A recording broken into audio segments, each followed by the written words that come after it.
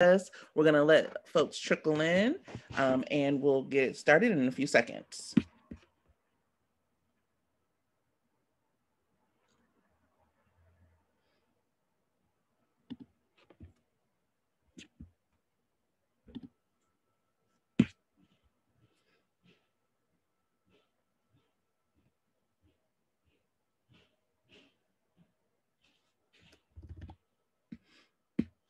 Okay, folks, thank you so much for joining us and spending some of your evening with us. My name is Tracy Quarter, she, her, and I work at Action Center on Race and the Economy, or ACRE.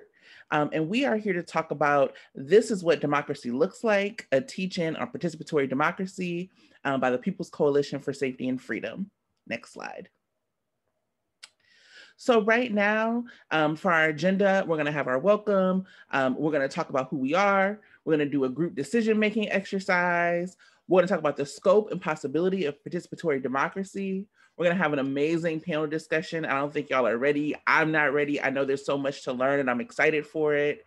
And then we're going to have a next steps and calls to action. Next slide. So I want to start tonight. I want to make sure that we start tonight with a moment of silence.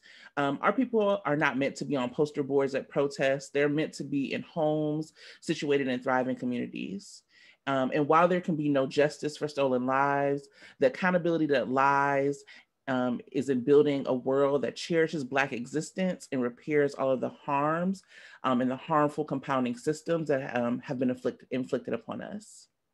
As our dear friend to the coalition, Derica Purnell, said, many people will turn George Floyd into a martyr today. We must fight to remember that he did not give his life for justice, for our movement, for an uprising. He wanted to live. He fought to live. And so with that, I want to take 30 seconds for us to have a moment of silence for George Floyd and all of those we have lost to police violence.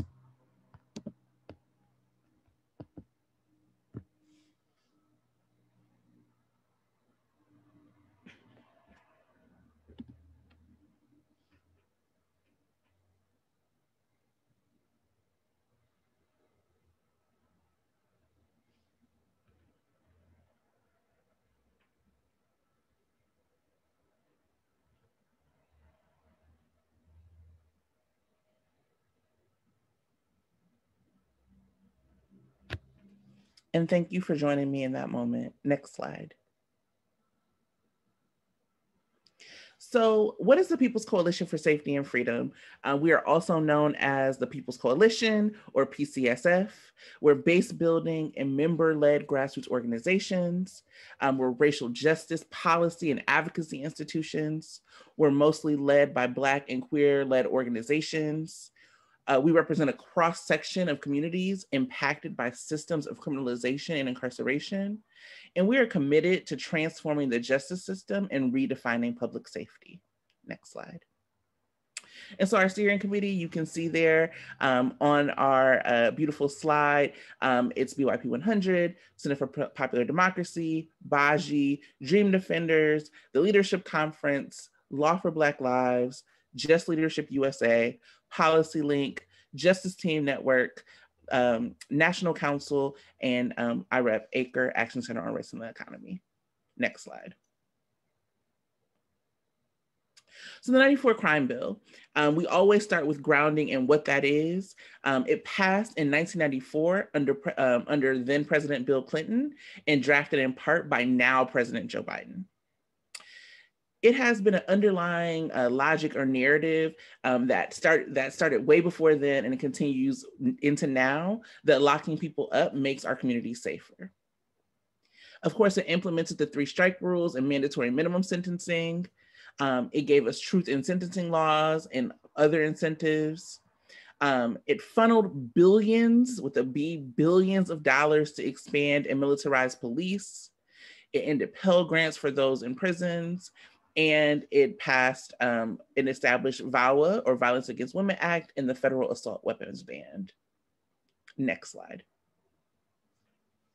So our goal, the People's Coalition aims to dismantle and replace racist, harmful, and punitive policies that have fueled the crisis of criminalization and incarceration facing the United States, with policies and budgets that invest in communities and decarcerate our country. Next slide. So I'm going to share a quote from one of our amazing panelists, Rakia Lumumba, who says, "For me, it is a world where our communities, our neighbors, our family members are able to actually engage in developing policies, budgets, and practices. That we begin to envision what it means not to just have representation in government, but actually have a government that's coming from the people. It may not look like the traditional voting mechanism, may look like more like ranked choice voting, may look like consensus building, may look like so many things that we just haven't taken the time to really build and envision." Next slide.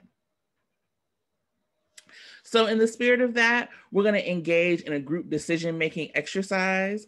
We want to walk you through part of what we're going to do to repeal the 94 crime bill is through participatory democracy.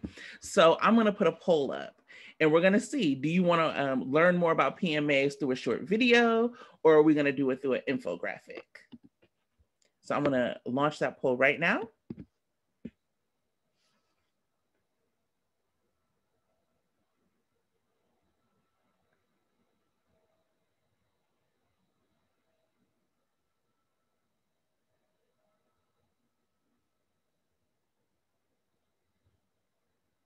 I'm going to give it a few more seconds. Okay, I'm going to end the poll and share the results just so you can see. So the results are, we're going to watch a short video. And so I'm going to throw it over to Jen, who's going to share that video with us.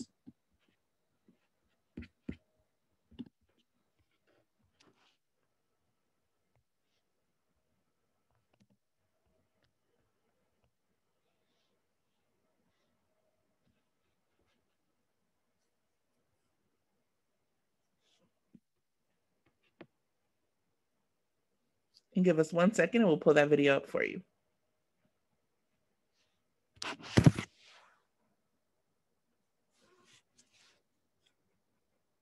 I asked the question, do you like you are here? Yes! Somebody say Southern Movement Assembly. Southern Movement Assembly! Southern Movement Assembly! Southern Movement Assembly! And that's why we are here. Voting is a legacy, making a priority. We all count, we will not be erased. After the election, Michael wants to be the game. We all count, we will not be erased. Across the country square, Super Movement is not dead. We all count, we will not be erased. Black and white and Mexican, united, we will make our stand. We all count, we will not be erased. Today, Pearl showed us. We all count, we will not be erased. All over Georgia. We all count, we will not be erased. Down in Alabama. We all count, we will not be erased. North Carolina. We all count, we will not be erased. Tennessee is right and ready. We all count, we will not be erased. Down in Texas. We all count, we will not be erased. Texas Sharp. We all count, we will not be erased. Arkansas is off the call. We all count, we will not be erased. South Carolina. We all count, we will not be erased. In Philadelphia. We all count, we will not be erased. We all count, we will not be erased. We all count, we will not be erased. Now we got the Texas. We all count, we will not be erased.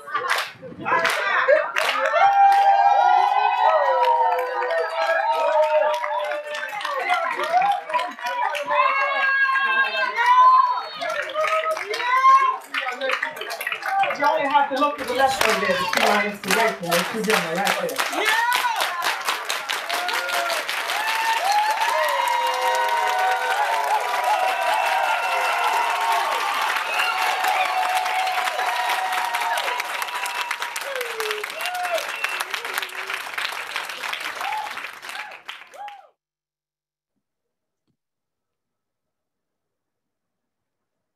Thank you so much. We're going to bring that slideshow back up and walk you through some examples of participatory democracy. As as usual, Detroit is still ahead of the curve and beating everybody out.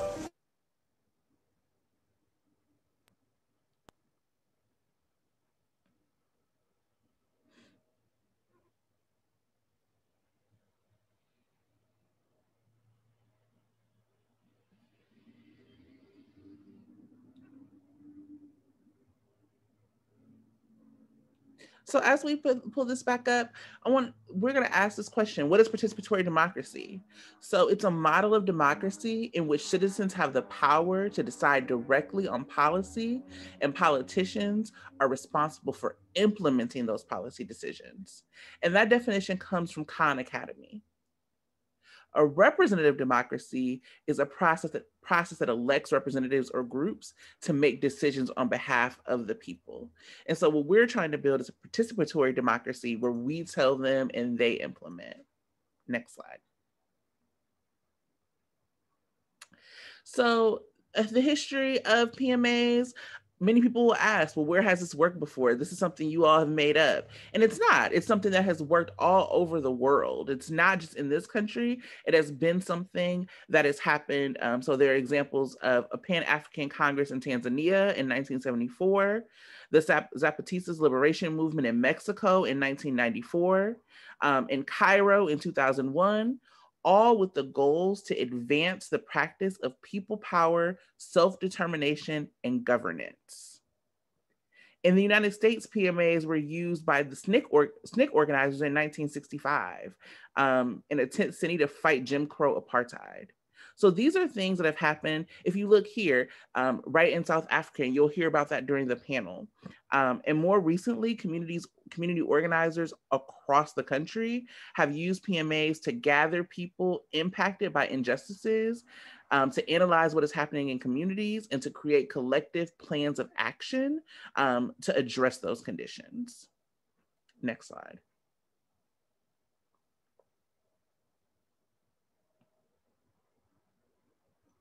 And it's a little hard to see, so we'll go right to the next slide.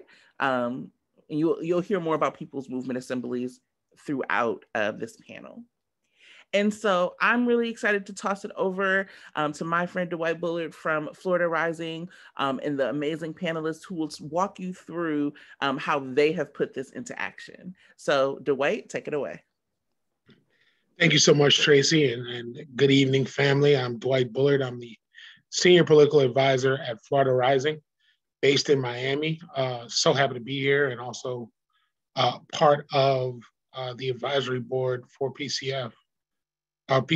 So yeah, I'm not going to spend much time on me because we have such a dope and dynamic group of folks that are looking forward to enlightening you all tonight. So I want to introduce to some, and I'm sure many of you know these names very well. Our first panelist tonight is A.J. Williams.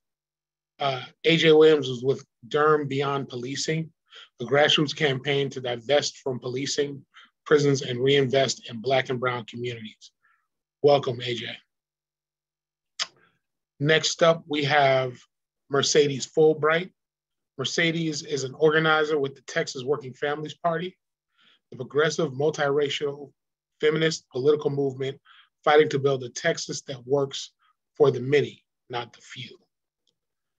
We also have with us tonight Zelda Holtzman with the Shisamani Center for Activist Education, which supports activists in their struggles against racism, sexism, poverty, and the inequality in Cape Town, South Africa. So she's coming to us all the way from the mother continent, and we welcome you this evening on the East Coast or on the time over here. But good morning to you over there in South Africa. We also have, or will soon to have, Rakia Lumumba. Rakia is a transformative justice strategist and community organizer. She is the founder and executive director of the People's Advocacy Institute, as well as co-director of the Electoral Justice Voter Fund for Movement for Black Lives. So again, I told you it's going to be a dynamic panel. Looking forward to the education that they're going to impart not only on us, but I'm looking at it especially to learn something myself this evening. So we're just going to jump right into it, if that's okay. As I see the panelists are here and popping up. So we're going to jump into the first question. And first question for the panelists is, many of us have grown up with the definition of democracy as a government by the people and for the people. Yet as panelists, your work is tied to creating a real link between that definition and communities that have never experienced democracy in that way. How are you helping to create that link, and what challenges have you faced along the way? And I'm gonna, use facilitator's privilege and start with Zelda.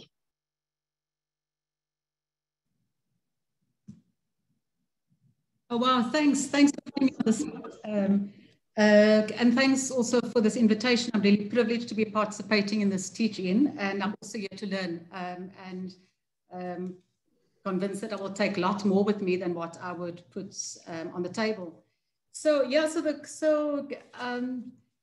I think that it's probably appropriate to address this question by emphasizing the context, the South African context, firstly noting that if we talk about the definition of democracy, government by the people, of the people, for the people, was like a recitation that we recited, not knowing what it meant, because it was totally outside of our experience, having grown up in apartheid South Africa, where there was anything but democracy. In fact, there was a tyranny of the state and a violent state for that matter. So my experience of democracy was the ideal, was aspirational, and it was also propelled by the Freedom Charter as our mobilizing document, an aspirational document of what democracy should be and should deliver for all our peoples who have been denied all of those rights since the onset of colonialism. And that's taking us back to nearly 400 years ago. So our democracy is a very young democracy. It's 27-year-old democracy. So it's baby steps compared to other contexts by what is in the classical term defined as democracy. But when we speak about true democracy, participatory democracy of the people, by the people, and putting that aspirational ideals into practice, then I would say that we have made a number of significant strides towards that objective. However, I would want to point out that the moment in history that was presented to us with our transition to a democratic state, to a constitutional democracy, was a moment in which we won ground, but also lost ground. And I'll talk more to that in terms of what the moment represented, in as far as the opportunity that presented us to take our country into a different trajectory.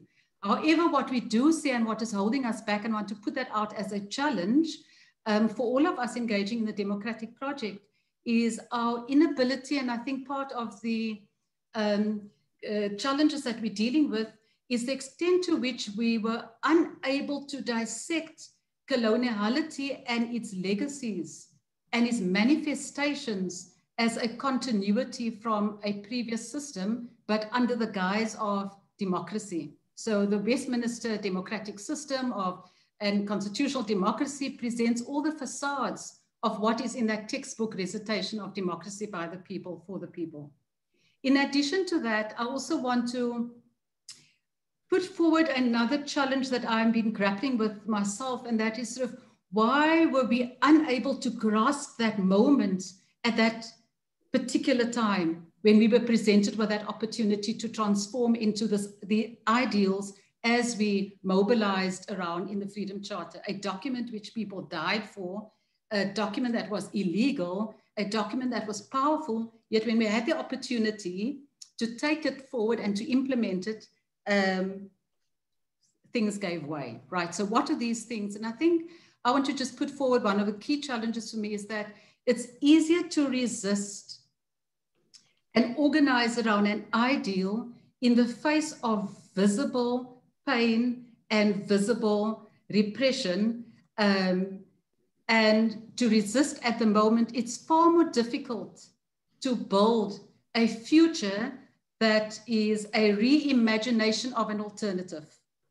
In that lies a difficulty, and it presents itself in ways in which we engage in the democratic project.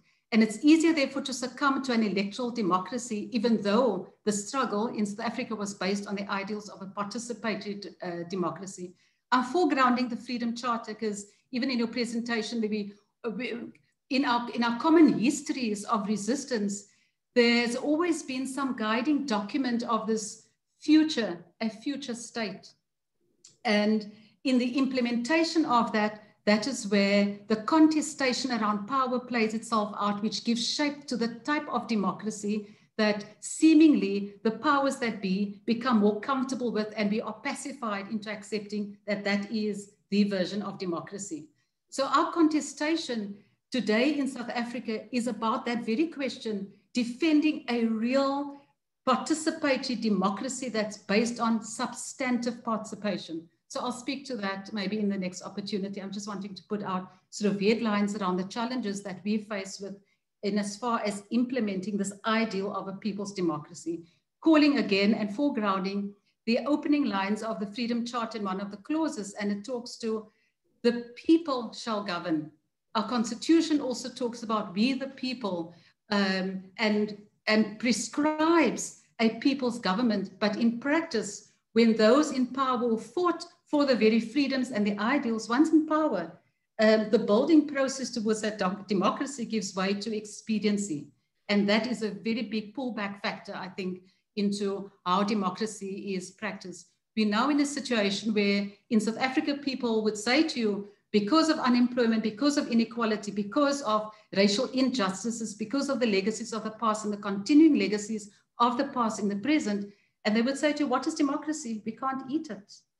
We can't live it because it's not protected, it's not defended, and those who are empowered to do so are not there for us. So we have to establish, re-establish, and reimagine a people's democracy and start from the ground. And I'll speak to what we've internalized as substantive democracy and processes that we're engaging through People's Assembly towards that objective. So I'll just leave it there for that question. Thanks. Thank you so much, Zelda. Again, jewels abound, so I'm glad this is being recorded. I'm gonna kick it over to AJ to answer that same question. Did you need me to repeat that, AJ, or you got it? I got the question. Thank you. I feel really honored to be here. So yeah, I wanted to give some context about Durham Beyond Policing and how we formed, and connect that dot or those dots of how there have been challenges along the way.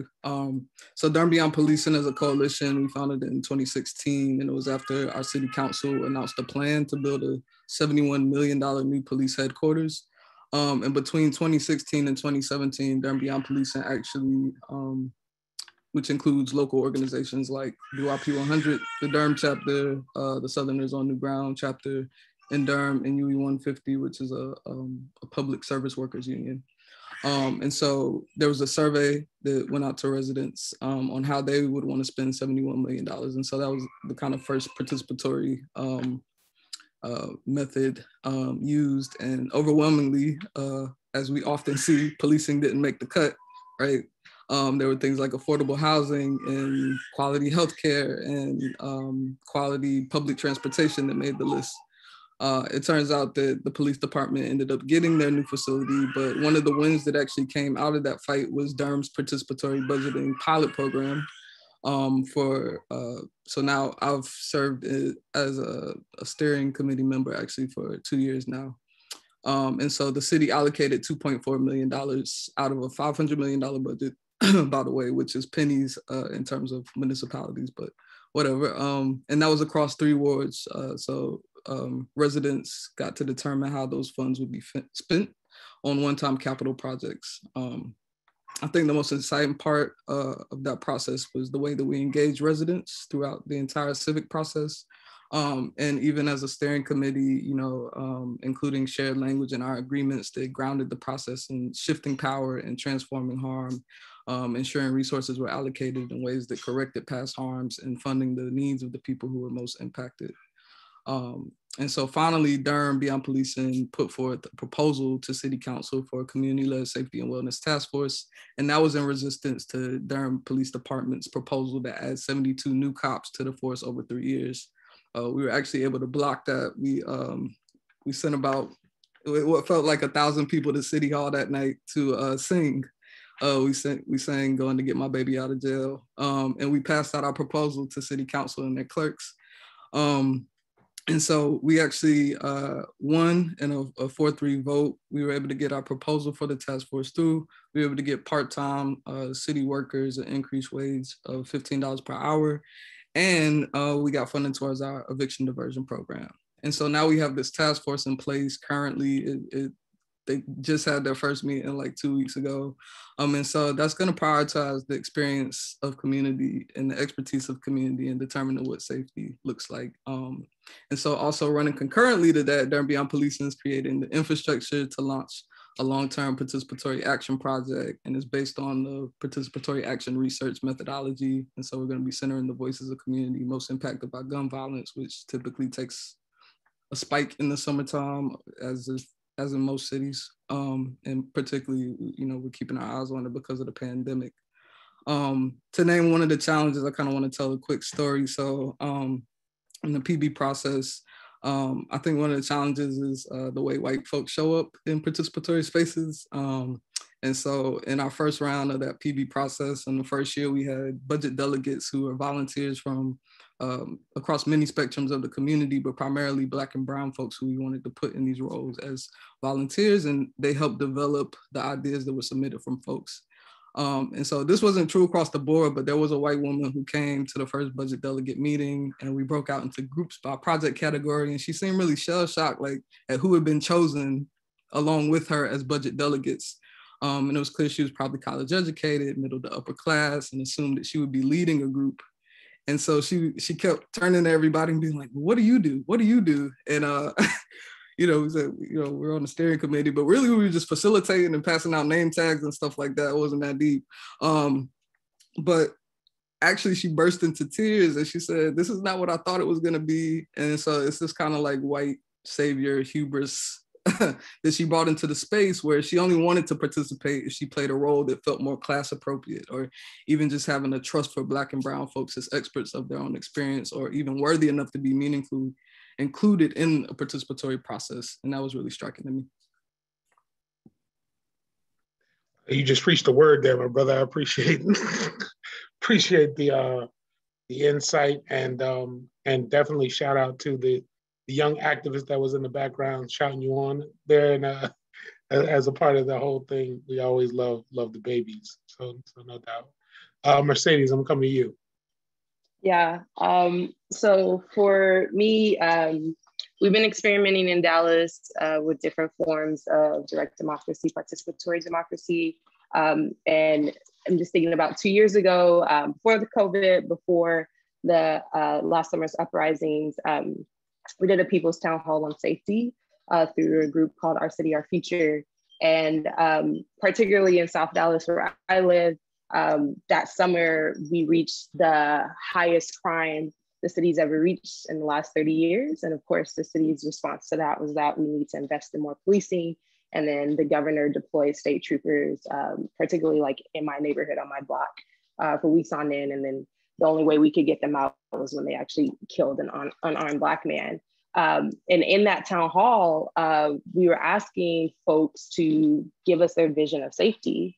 And to map that out on chart paper, as well as through written notes and like audio messages for folks who couldn't attend. And in that, we discovered, which we've done this many times in many spaces for many years in the city, that people never mentioned police prisons or guns as a form of safety.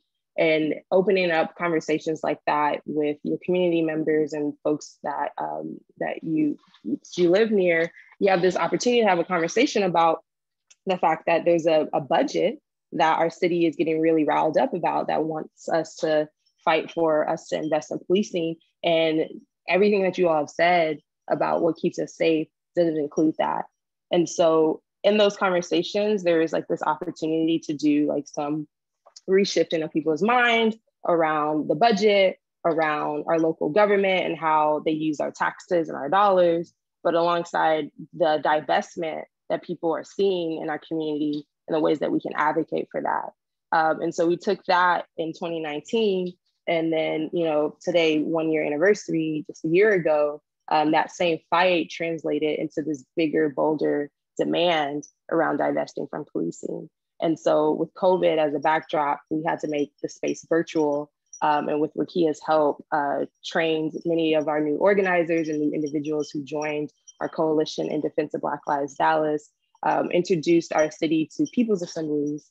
And in that space, it was a more transformative conversation, an opportunity to build a people's budget and demands that us as organizers, us as an ecosystem of individuals, residents, concerned folks in the community came together based off of that weekend of people's assemblies that we did through Zoom to be able to advocate for things like, you know, drug diversion programs, affordable housing in a city where folks are being pushed out to the suburbs, fighting for trans lives because the city of Dallas is #1 in violence towards Black trans women.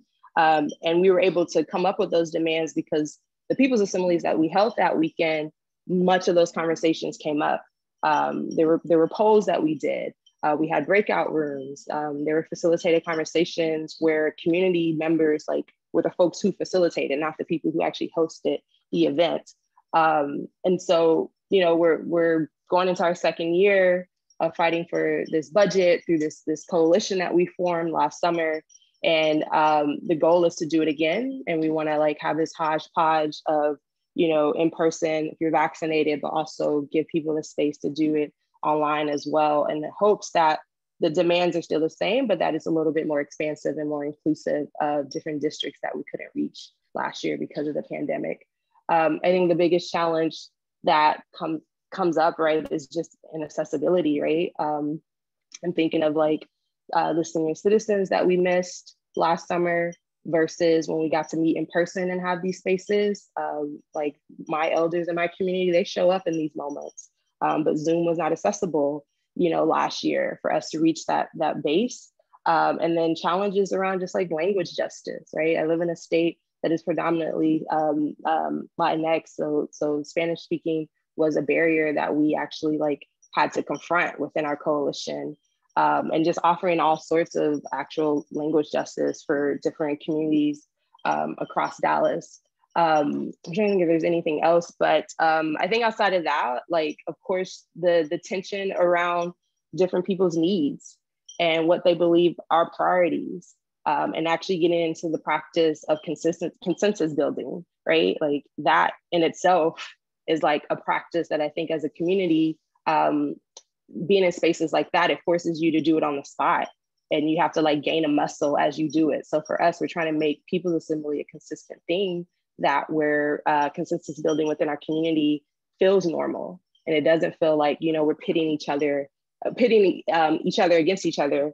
And I'm also thinking just about the old saying, that not old saying, but the myth that folks have about Black people wanting police, right? I remember being at a town hall that the city hosted, and, you know, 50 folks said that they wanted police and they look just like me. And then myself and a few other folks who were committed to uplifting a different narrative said something different. And folks were like, hey man, sister, that's it. And they just needed a different worldview.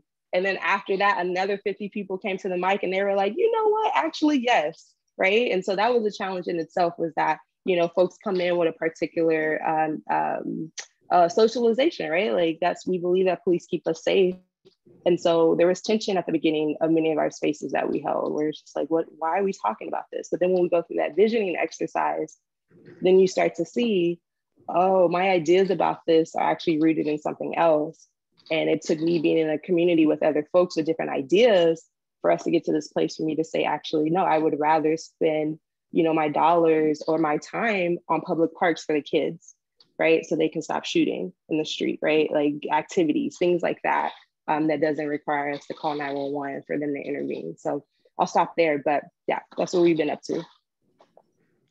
That's beautiful. We're gonna close out this question with Rakia. By all means, the floor is yours. All right, thank you. It's a great panel. It's like my favorite topic. So thank you. Thanks for having me. Rakia Lumumba, I'm with the People's Advocacy Institute here in Jackson, Mississippi, and with the Jackson People's Assembly, which we've been doing since, in its current formation since 2006, right after Hurricane Katrina. We began to do assemblies in direct reaction to the need for our people to rebuild across Mississippi and Louisiana. And so we've been doing it ever since. Prior to that, we did other formations of assemblies. One assembly was one where we, the Human Rights Coalition Assembly, where we actually chose the first Black person to run for mayor, right? You know, and so that was a process, and that was back in the 1990s here in Jackson, Mississippi. Our current iteration of assemblies sounds so much like the wealth of information that people have shared today. And so I will try not to repeat what I've heard, but I will try to add to the conversation. For us, the assembly really is a form of community-led governance. That is our goal, is getting to a place where community is actually making the decisions, and folks we put into office are just following to actually do the task work to make it happen, right? And so that direct democracy that Mercedes was talking about. The assembly process for us, we have gone through it in several iterations. When we don't have city power, right now we have a very friendly mayor. We have a mayor that believes in people's assemblies and utilizes them to help make decisions. And it is actually through the assembly process over the past years that we've seen the current administration be more inclusive of community in terms of the decisions that it makes in terms of policies and governance as a whole. So it's the first time in Jackson's history that we've had community participation in the development of the city plan, right? And so, you know, most folks know that a city plan is that 20-year document that every city develops around how they're going to develop their city and make it improve the quality of life for all residents. This is the first time residents are actually able to participate in that, right? We held our first participatory budgeting assembly in 2019, the first ever that we were able to hold. And the people had the opportunity to vote on the entire, to set the priorities on the entire budget. And that felt really refreshing and beautiful. But you know, one thing that continues to be a hard place is around funding in public safety. So one of the most important aspects of an assembly is to ensure that the solutions that are developed, because assemblies are really about solutions, right? And so what we've noticed, for example, is, I'll give an example, our crime and safety assembly that we held.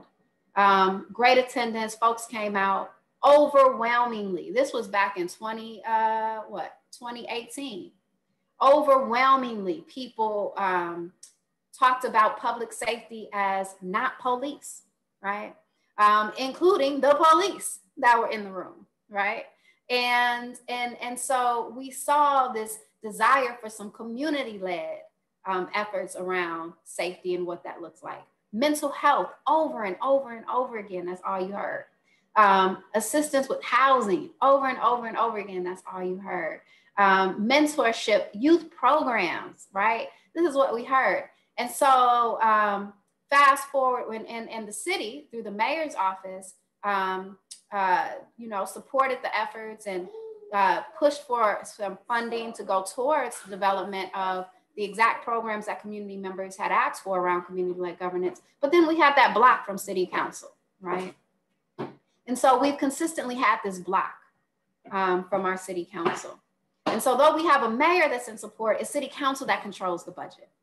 And so what the assembly process has done is encourage members and residents that want to actually come now and run for office so that we can follow the lead of AJ and Durham and what they're doing around getting people elected on city council and not just in the mayoralship room. The other thing that we found is that the importance around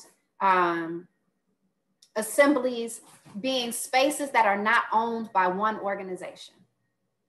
Here in Jackson, we believe that the assembly is the property of the people. It is the space of the people, and that the assembly takes on two formations.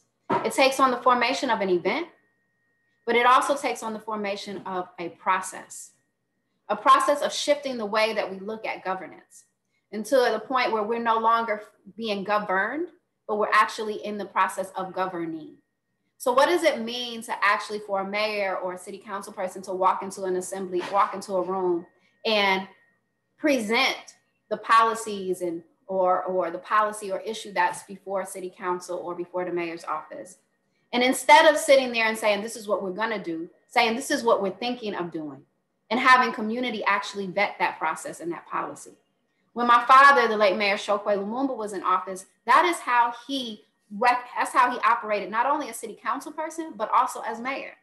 He would walk into an assembly room and say, how should I vote? And that is taking the power and putting it in the hands of the people, not in the hands of one individual that we've elected to represent us. And so I think there's a shift in understanding what leadership is, and that leadership is collective, and that we have to engage in those difficult processes that Mercedes talked about around consensus building, which we got folks who are on the Assembly Coordinating Committee who are like, they hate the consensus building process. They say it takes too long, but it's worth it in the end because everybody has that buy-in. And we see change happen in really important ways because we're not just fighting for the liberation of spaces, we're fighting for the liberation of our minds to help us understand that we deserve the right? We deserve the right to govern. We deserve the right to actually take hold of the policies and practices and dictate what those should be. And so that's what we're really working towards here in Jackson. We're trying to take it a step further. We're trying to push our not only our mayor's office, but now our city council. When people show up, we occupied last year in 2020, all the way up into January of this year, 2021, we occupied City Hall. The People's Assembly members just occupied City Hall. Residents just occupied City Hall for every city council meeting because we were upset about decisions that they had made. And every time we show up, they began to listen. So there's that real power in the people's voice. So staying along those same lines, Rakia, and starting with you, many people subscribe to the notion of just like throw the whole thing away, right? Like start over, begin fresh, kind of deconstruct the whole system and just build anew. Others are along the mindset that reform is possible, that, the so-called founding fathers in the creation of this democracy have created some sort of construct that can work if you just reform it the right way. So starting with you, kind of where do you fall on that spectrum if we're looking at it as a spectrum? And can you offer some advice or solutions to folks on how to better agitate, how to better move this thing along, or how to dismantle this thing and start fresh, depending on where you fall? So I'm an abolitionist, right? So I'm always trying to transform things, to disrupt, to deconstruct and create something new, right?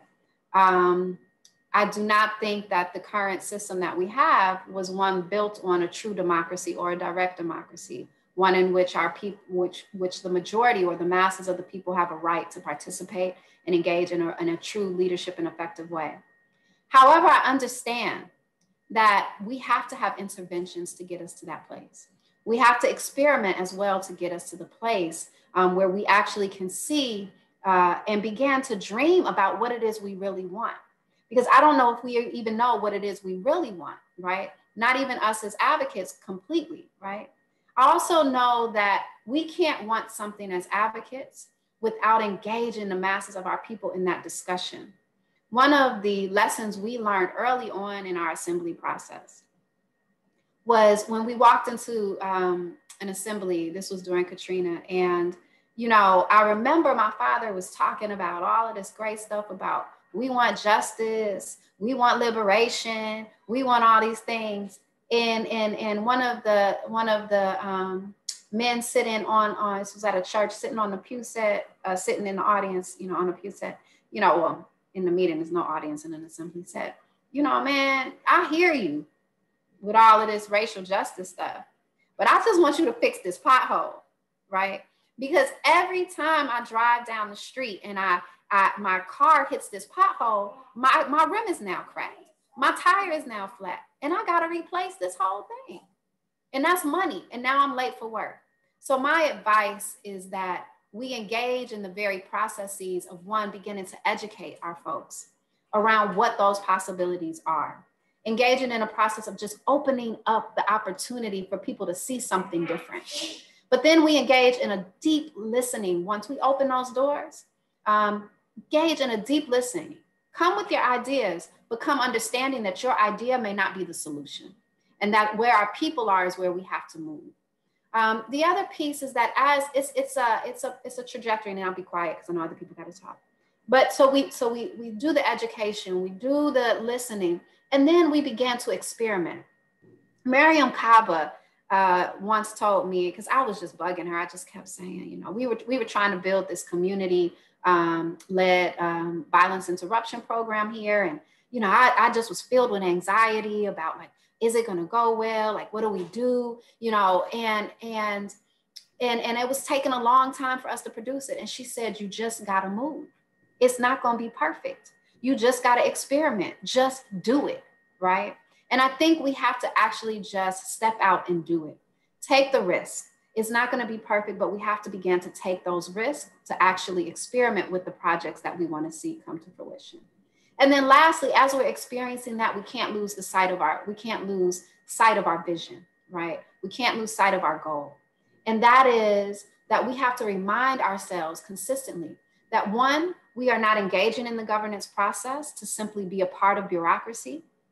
2, that we're not electing people into office for them to hold the seat. We're electing people into office for them to disrupt the institution that they're in and to begin to create something new. And so we have to also, as they're doing that, we got to support our folks and we got to hold them accountable in that process.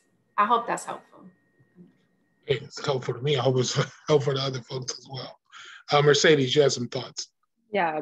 Rakia is my big sister. So the fact that I just get to be in your space, like, I'm on the same wavelength, and I've learned so much from you, Rakia. So, as someone who is an abolitionist as well, as an abolitionist organizing spaces, like I always sit in this contradiction of wanting to throw the system away while also recognizing that abolition is about presence, right? And it's not about absence. And when I think about that absence piece, it is definitely easy to just step away and say, I'm not going to participate. I'm not going to involve myself in this. And also in that, I live in a city that is Dallas. I live in a state that is Texas, that is ran by Republicans who absolutely hate the color of my skin, the gender that I'm in, the body that I'm in, and have to understand and recognize that it requires me to participate. It requires me to be in line with my people when they're standing in lines for 90 minutes to 3 hours to vote, because for them, that is their lever, that is their access to getting simple things changed in their communities, right? Like that is what we have right now. And that is not to say that this system cannot be thrown away, but right now the political conditions are not right for that system to be thrown away without our people being thrown away with it, right? And that is like what I sit in as an organizer, as someone who, doesn't get to live in one of these blue progressive cities and states and can, continue to have these radical demands and know that it actually is going to take a lot more than just shouting and marching, right?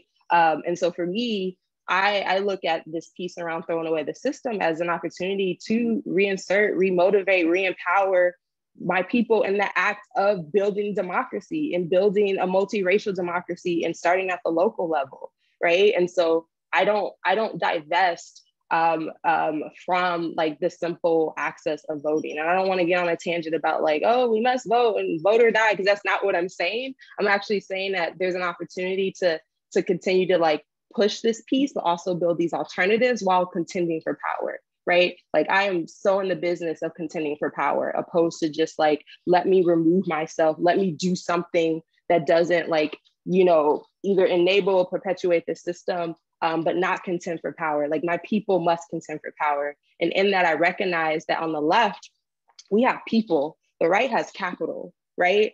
And in that, because I'm on the left, there are more people than there is the money that they have. And so for me, I see the work that I am doing as organizing my people in the same way that they organize money. And we have more people, and there's a commitment that I have in doing that when it comes to the re-motivating, re-empowering, educating our base, moving them to our side. Because again, when I'm in these spaces and my folks come in with these, notions about safety and policing and things that, you know, we've been taught in school through white supremacist, you know, teachings. Again, I'm in the South, I'm in Texas, so much of this has been ingrained. You know, Texas pride is pretty much white supremacy, in that when we offer up a different vision, our people, they get it. They got it. They're like, absolutely. And they also recognize that they're doing it every day. They're doing the alternatives while also trying to survive and thrive through this system. And throwing it away will leave them behind.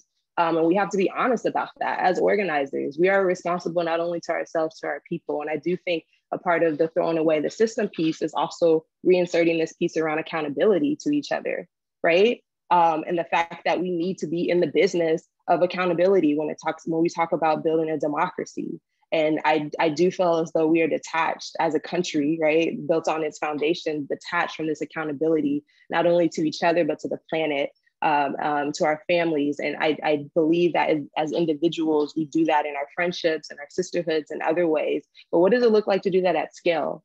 And to me, that's the type of democracy building that I am trying to be a part of, where accountability is done at scale, where we actually think about what we consume, how we move through the world, how we treat each other, how that impacts each other in ways that either harms or helps each other. And so for me, throwing away the system is absolutely like my North Star, with this hope to rebuild, but it's also with the understanding of the realities and the political conditions and where I live, that it does require me to be present, to participate, to push, to contend for that power, and to bring our people along and not leave them behind and throw them away with that system. Listen, okay, I was about to have a real Baptist church moment and start shouting in a second, but I'm gonna hold back is what I'm trying to say. I'm trying to hold back. I was raised Episcopal. So you got Southerners on here, so I got discipline enough to hold back. You know, some church folks. So if you clapping or you breaking up the tambourines, feel free to do it, but just on mute, folks, is what we're trying to just on. But you can go ahead and shout and you know, throw up your hands, you know, out there in the webinar world.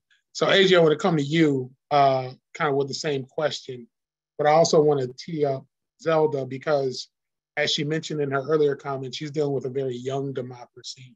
So this concept of starting anew, maybe something that is under consideration in South Africa, or, you know, maybe they're like looking at this so-called American experiment and saying, you know, how can I make the right changes? So when I come to you first to kind of, you know, dovetail on what's already been said, but then I definitely want to hear from Zelda about, you know, her kind of interpretation of this question from the South African perspective. So AJ. Yeah, thank you. Yeah, this question is one, you know, that the movement often interrogates. It's like what possibilities are available in terms of shifting power within these existing institutions. And we've seen it be possible across many people's movements, particularly in the global South. But it did require a deep agitation from within that system. And the electeds had to come forth from the people and had to have out of the same school of thought of the people and could not be corrupted by the system. And then the outside strategy, which is having a strong base building strategy and the support of the people. So in my opinion, half of the struggle is convincing folks of their own power. And that makes sense because powerful isn't necessarily a shape that we're familiar with. And we're also up against this neoliberal machine that's constantly pumping out skin folk who are fluent in the language and support the interests of upholding whiteness. So contextually speaking, the social construct in which we live is one where whiteness is a norm, and that's a continuum of settler colonialism. And so we can't actually preserve this system as is without uprooting it. But we can talk about anti-reformist reforms. We can talk about the fact that we are doing this in real time, right? Like we talk about it as if it's like some future thing. This is actually what we're doing. Is, you know, we're not living in some parallel universe. And so we are dismantling the system while we're functioning in it. Everybody on this call is, right? We are creating opportunities for co-governance. We're finding our folks and we're putting them in position. And we're making it so that they can change the material conditions of our people and be accountable to the people and shape the political landscape to get the wins that we need. And so I also think about the way that the pandemic has really, it's created this world, right? Like where we've gotten this glimpse of what it might look like for capitalism to crumble, right? Like we saw the ways that the economic system just broke, and that prompted so many like mutual aid efforts, right? Where, you know, Black, queer, trans, femme folks were in leadership. We're making things happen. We're figuring out ways for folks to get diapers and food, right? And so, and to me, I kept saying like, man, like this feels good. Like, I don't know that I want to go back to, I mean, we've all probably had that thought, right? Like in some way, shape or form, because what are we going back to? And here in Durham, we're actually, we just introduced this campaign, Tend to Transform, where we are simultaneously, right, doing an invest, divest strategy. So our demand was for 10% of the sheriff and the police budget to be reallocated, the positions inside of those departments to be reallocated to our new Office of Community Safety and Wellness. And so we're pushing that right now, right? And so the simultaneous act of like pulling money out of the police and investing in community. So yeah, I think it's, I just want to reiterate that this is something that we're doing in the now, right? It's not like this far-fetched like fantasy world, like we are doing the shit right now, like folks, you know, so yeah. That's amazing. I know I do want to go to Zelda, but this is the point in the conversation where I got to ask you to break out your pens and paper, because I have to morph a couple questions into one because we're closing out on time. We're getting short on time. And so I want to honor one of the questions that is coming in from the chat on, is there an opportunity, or have you seen an opportunity to develop actual ordinances around participatory democracy or budgeting at the local level? Like, have you actually been able to hold city councils or county, councils accountable in a transformative way where they've passed some sort of ordinance to make room for that? But also within the framework of that question, and this is kind of like the question after Zelda's comments for everyone, how do you view participation, for the novice, right? For somebody who may not be coming to the assemblies that you started, or may not be coming to the meetings, who's kind of sitting around overwhelmed at the idea of how do I involve myself in a transformative process, right?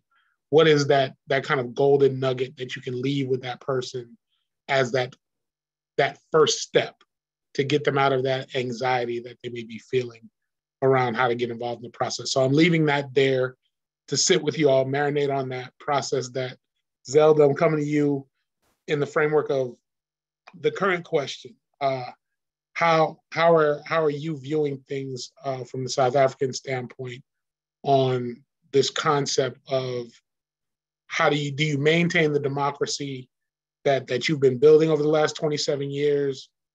Are you envisioning maybe sort of a reimagination, as you touched on in your previous comments, around what this democracy looks like on the continent, if you're still with us? No, there we go.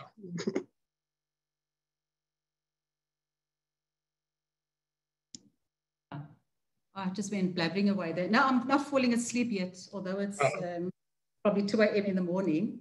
10 cups of coffee is getting me going, and the conversation, and I think just sort of taking in, but I must say, the Americans, you talk a lot. I mean, and I could sit and listen and just absorb and take that in. So thanks for that.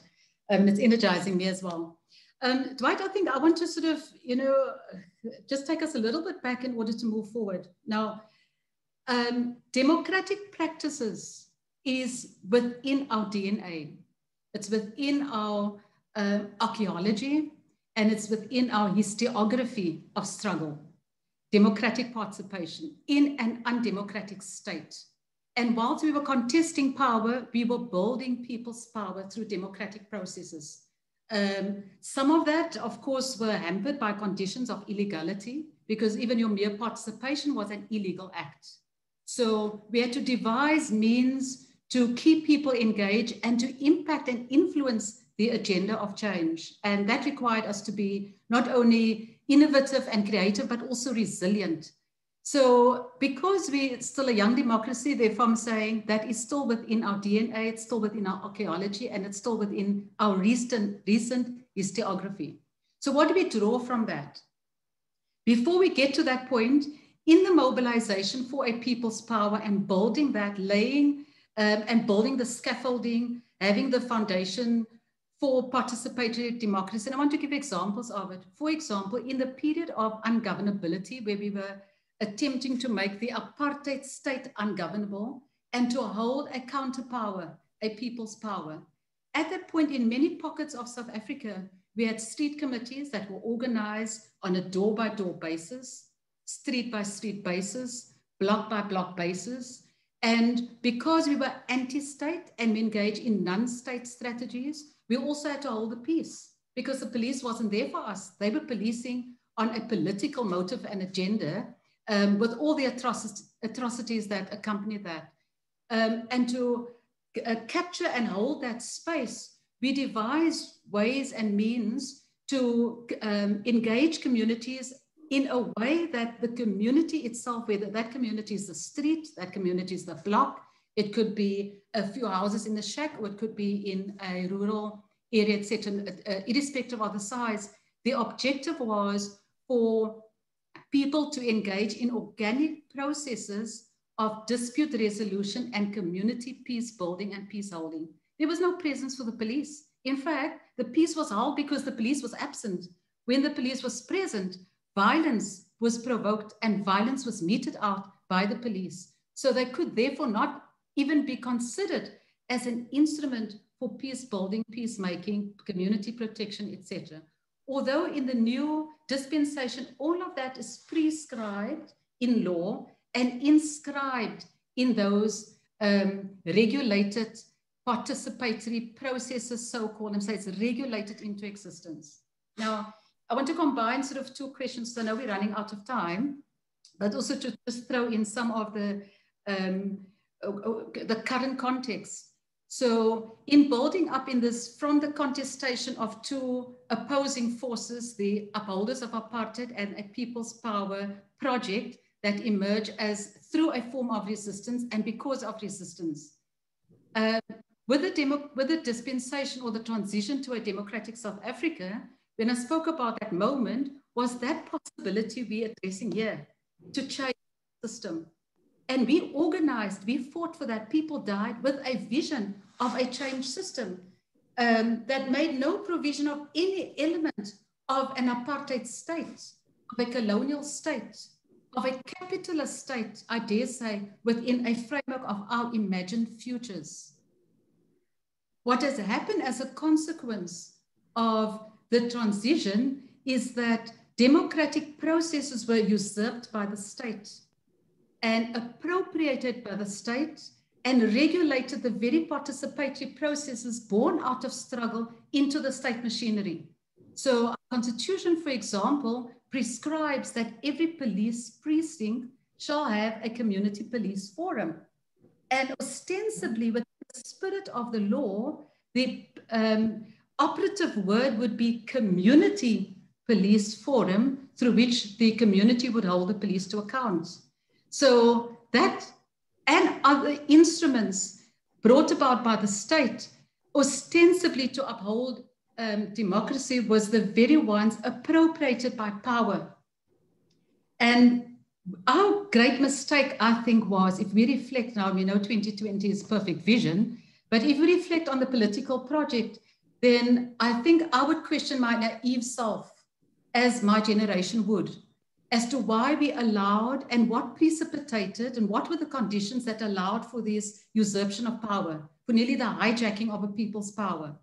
And I would assert that one of the many conditionalities was the trust and emphasis and confidence we placed in individuals because we presumably were of the like mind, the like histories, and we traversed and traveled the same paths in the anti-apartheid struggle, and we rallied around the same ideals. So if you have people in those positions, then automatically they would hold the ideals true. However, in the real world, it doesn't work that way. Once you are given the opportunity to exercise that power and you're not held accountable in terms of the principles around which that power is governed, then privilege trumps principles. And principles goes in your back pocket, and then you see the malaise of democracies, fledgling democracies into corrupt pariah states.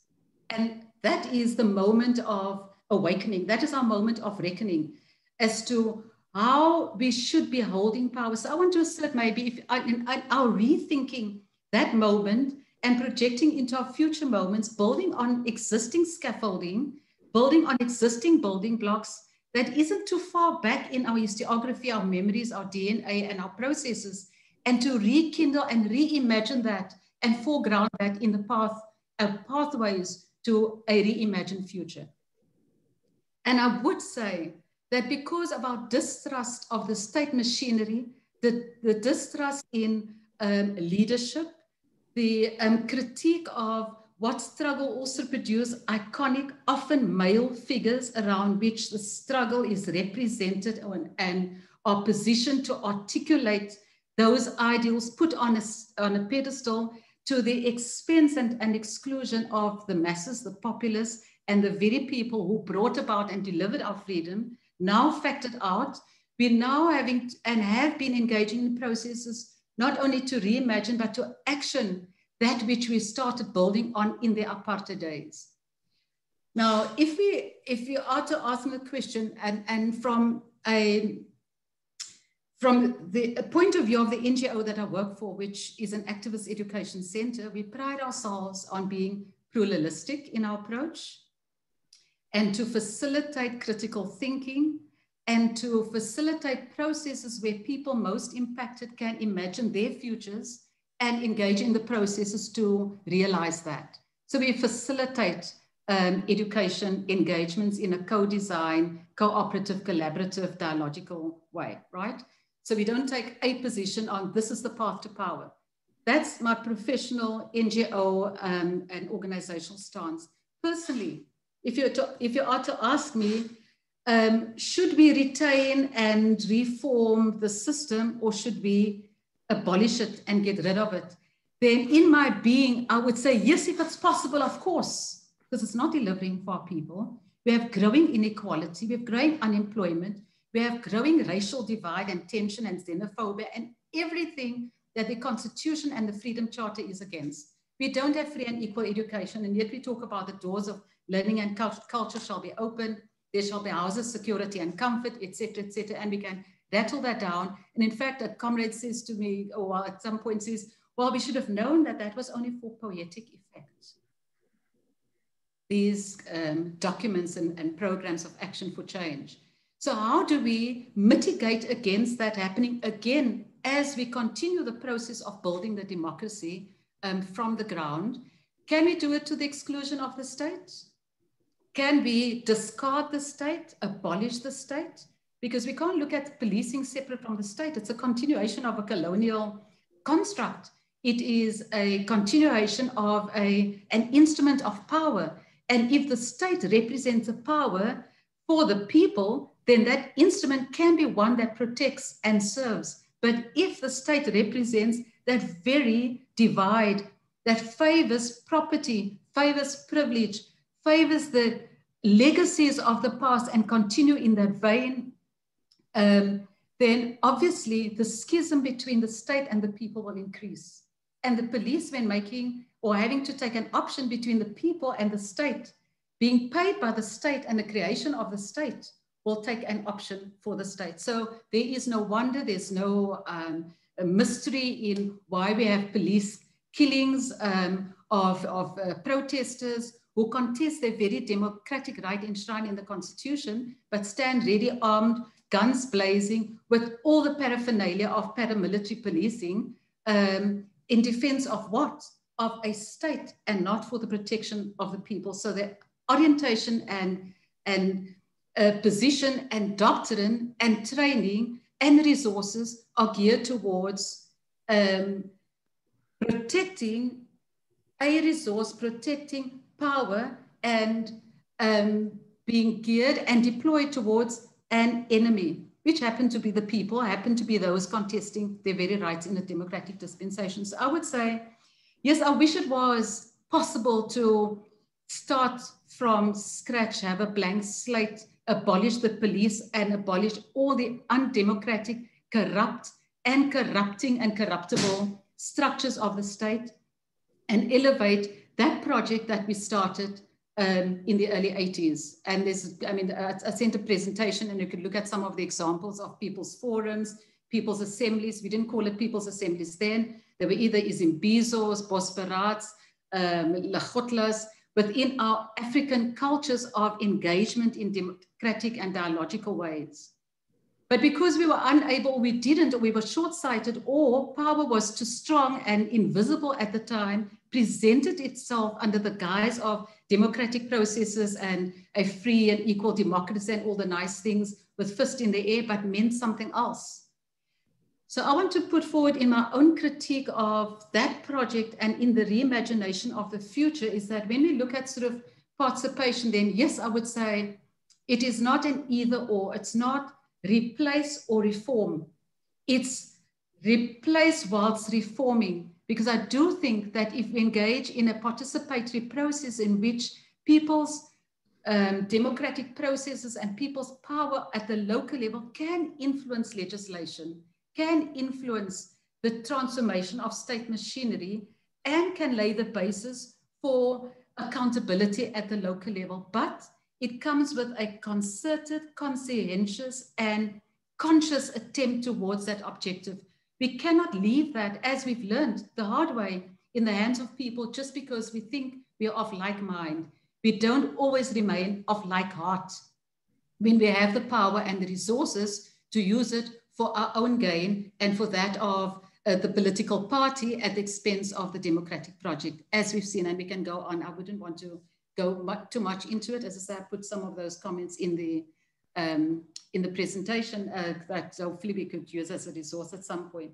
So I think maybe in the reimagination of what this parallel yet influencing processes would be, I would put forward a few points that I think in our own critique of our democratic processes post-1994 in the new democratic period would be interrogating what a true ground-up approach means. Sometimes we call it that. People are invited to a meeting. Who dominates? Who sets the agenda? How ground-up is it? Because we have people most affected, and therefore it makes it legitimate, it makes it credible, but who holds the agenda? So I would put forward sort of what maybe, and questioning, and what we're constantly doing in our reflective, critical, and pluralistic approaches to politics would be, what does this ground-up approach really mean in practice? Who should be setting the agenda? And what are the contradictions between a people's agenda and the state agenda? So the South African government purports to be a democratic state, and we've got legislative protection in that regard. We probably have one of the best constitutions in the world that foregrounds a Bill of Rights and equality and equity provisioning, etc. Yet the practice is different. So how do we engage this contradiction between a people's power project and ideal and state power? What's the points of connect and disconnect? And how do we engage that process without losing power? Having had the experience of that abdication because of leadership and because of assumptions we made of where we were.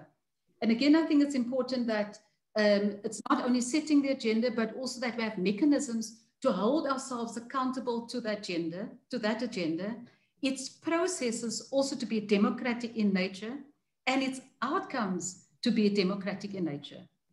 In the reimagination of the alternatives, who again drives that, and how, and where are the checkpoints and the beacons that should be set directing us in that path, particularly because we've seen how principles get exchanged and dropped for privilege. And it doesn't matter the color of the skin, the political party, the history of struggle, the history of sacrifice, that at the flip of an opportunity that we've seen a misdirection of the ideological project of a people's power. So I would look inwardly to ourselves and in the way that we engage to really interrogate our interpretation and our analysis of various moments of the democratic project, and to look at mitigating strategies that direct us away from a people's project and a true substantive participation. I would also think that if we look at sort of the democratic project and people's participation, that not all people are equal.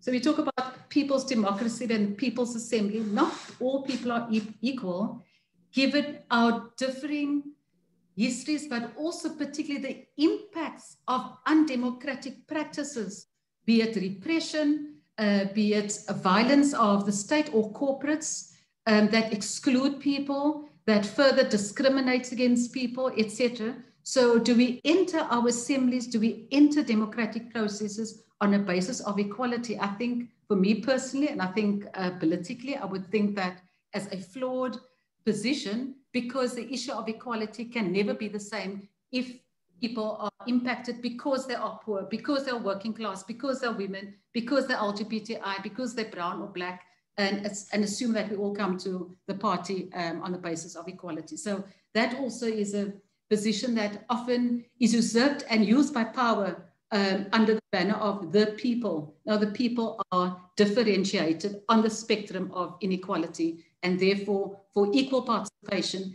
that intersect on what makes people unequal systemically and otherwise should be addressed in the process of substantive engagement. Right. So I would have said, in the example that I mentioned of the kitchen assemblies, it's a project very localized in a working class community that during apartheid would have been associated with probably the intifadas of South Africa at the time, would probably be equated with, in the probably global context, the way South African politics would have been understood then, would probably be equated with the Soweto of Johannesburg, or the Soweto of South Africa, Bonteheuwel would be to the Western Cape. Working class community with very high intensity in engagement in the anti-apartheid struggle. Now one of the most depressed communities economically, who do not have the benefit of the freedoms they fought for and the experiences of democracy that delivers for them in tangible ways, whether it's housing, sanitation, education, or any aspect of the human condition that would make real those democratic ideals. And the women started organizing initially because of gender-based violence, then developed the project further, linking back, going full circle back into the ideals of a people's power as fought for during apartheid, and resurface the imagination of what a people's democracy, people-led and people-held democracy, and at the center of that, women-directed and women-led. Because we've seen the further impacts of inequality on women who have been the most unequal, particularly Black women, Black working class women, Black working class and rural women. And so we could go down the spectrum on that divide or spectrum or continuum of oppression, repression, and exploitation. So they started reimagining a future outside of state intervention and started building in the same way, block by block, door by door, street by street, around this project for a people's power. And they gone to the extent where they bring in, because of the assertion of the level of participation, substantive participation, not academics, and I'm not saying anything against academics, I mean, all welcome in this space and great contribution, but not outsiders looking in being articulate about what should be, but people are experiencing that disconnect between the ideal and the lived reality determine their agenda, to the extent that they were able to call and still call government officials at the different levels, whether it's national, provincial, or local, to account at the street level in a shack if necessary. And one of the pictures I've sent also where the women were gathering to discuss the issues of the day, whether it is their safety, gender-based violence, housing, or service delivery or non-delivery of government, but also their sustainability beyond the intervention or rather expectations of what government should or would deliver, but could or do not deliver. So they've moved beyond that. So that is the point I'm making as to the possibility of the people's democratic project at the local level have the potential to influence state structure and the transformation of the state towards a democratic project. So it's processes we talk about the scaffolding that hopefully through these arrangements and engagements, not only at the very local level, but also trans-local level, transnational level, and as we've seen increasing on a global level around the similar objective of deconstructing power, deconstructing the colonial legacies of power, particularly in the police, as a concept of a colonial power, and reimagining together, I would imagine, through a number of platforms, one such as this and many other platforms, a future interconnected to each other, connected through our collective past of colonial oppression into a collective future of managing and imagining and reimagining a world in which power relations would manifest in very different ways based on and because of substantive grassroots participation that holds democracy, which I would think, I'd like to use the term, a grounded accountability to the democratic project and not a state-led, state-orientated, state entity or state-driven democratic project. And I think that is where we fall politically flat on our face because we assume that you put people in the state and therefore things would happen. No, so we have Zelda, I don't want to be the one to cut you off, but time is cutting me off. I do apologize. You were going in like a visiting lecturer at an HBCU, and I was writing notes, and I loved it. As a FAMU graduate, I felt all that in my spirit. But I do want to at least give everyone a chance to nibble on that last question I had, because Zelda did break down all the question about if you embed in the Constitution, you still have to create a system of accountability. So she ate that first part alive. So I do want to give each of the other panelists just a quick second to go to that second part, which is if someone is listening tonight that is just trying to get involved and doesn't know where to begin, if you could leave them with a nugget, and I'm sorry I have to give everybody about 60 seconds to drop that jewel, and then we want to kick it over to Cameron to close us out and with some housekeeping stuff. So starting with Mercedes, then AJ, then Rakia. If you could give us that, where do people begin to participate? Yeah, my go-to is always like, join an organization, start an organization, but I'm gonna go beyond that and say like, invite folks to your home, vaccinated with a mask, over meals, right? Meet at the parks, be in community with each other. Like, to me, it really is about just getting to the basics of interacting with other humans and trying to understand each other's issues, understand each other's worldviews, and discuss together what are the ways that we can participate in our local democracy. I do believe it starts locally.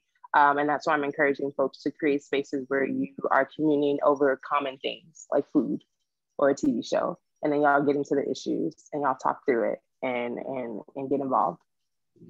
Thank you so much, Mercedes. AJ. Yeah, I think there's often, when folks are newly engaging in any type of movement work, there's intimidation, but I just want to reiterate that participatory to me means that every person is involved and valued and has a voice. And so that means you can consult, you can dissent, you can improve, you can struggle with your fellow folks, and you can contribute in a compelling way. From an organizing standpoint, I think one of the biggest things for me is just being in deep and active listening. And I did want to kind of touch on one of the questions we ain't really get to, but which was like, how would I recreate a democracy? And that to me begs this question of like, rather than recreating a democracy, what kind of social structures do we want to create where the power is horizontal, where we can learn from indigenous social structures, where people understood not only the sacredness of every being, but we were in right relationship with the land as stewards and not possessors, where spirit is principal to everyday life as much as the material world, where whiteness is not the sociogenic force as described by Fanon that institutes the consensus reality for Black and brown folks, and where radical care is centered. And again, I think we can learn a lot from mutual aid projects that happen. Yeah, those are some of my thoughts on a functional social structure that doesn't necessarily need to be a democracy. I think we can think more creatively. Appreciate that. Last but not least, Rakia. Yeah, I'll be quick and think creatively about how people can engage. Everybody doesn't have to be there in person. Everybody doesn't have to be on the Zoom, but share a survey, get a conversation going, canvas door to door with your mask on, talk to folks. Engagement can look different in various ways. And I think that's all I have to say, other than, I mean, I really appreciate Zelda's comments and presentation. One thing, we have a partnership with Comrades in South Africa, and I've gone and studied their assemblies. And I think it's really important that we look at this assembly process as not just helping our local, hyper-local work, but also how do we connect to the global struggle that our people are going through around building democracy. Listen, thank you all for an amazing, amazing presentation. It was on fire. Like, I don't know who was the Kojic versus the AME person versus the Baptist, but y'all all preached a sermon tonight. So thank y'all so much. And kick it over to Cameron to close us out. Thank y'all. Just quickly, just gonna give a quick summary of the people's process that you see on your screen. This is where we're headed next. We want to catalyze the national movement. We're trying to repeal and replace the 94 crime bill, right? And so basically what all of this lovely slide is saying is we want to democratize that process, similar to what you already heard tonight, right? Making sure people are involved and making sure we come up with solutions that keep us safe outside of the carceral state. Next slide. So if you want to get plugged in, here's how you can. Go to our website, follow us on social media. And you can also sign up at bit.ly.pp/interest. And we'll also share all this out in our follow-up email after tonight. And I'm going to launch a really quick poll. So if you have time, please, please, please share your feedback with us so we can know how we did and how we can improve. And again, thank you to our panelists and to our moderator and to our host and to everybody behind the scenes who helped out. And thank you to all of you for spending time with us tonight to learn more about this.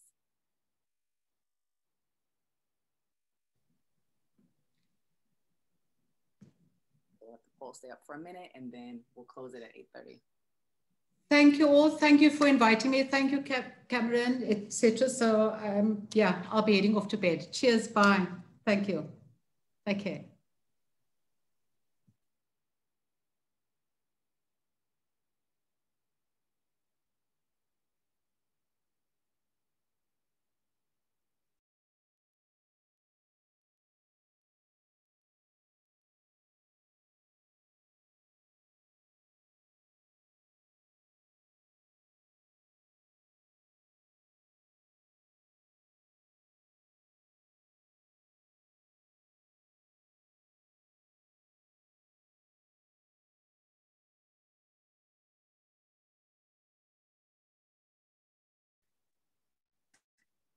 All right, thanks again for y'all's feedback and for sharing the poll. We'll also share some more ways to give feedback in our follow-up email. Please stay safe and take care.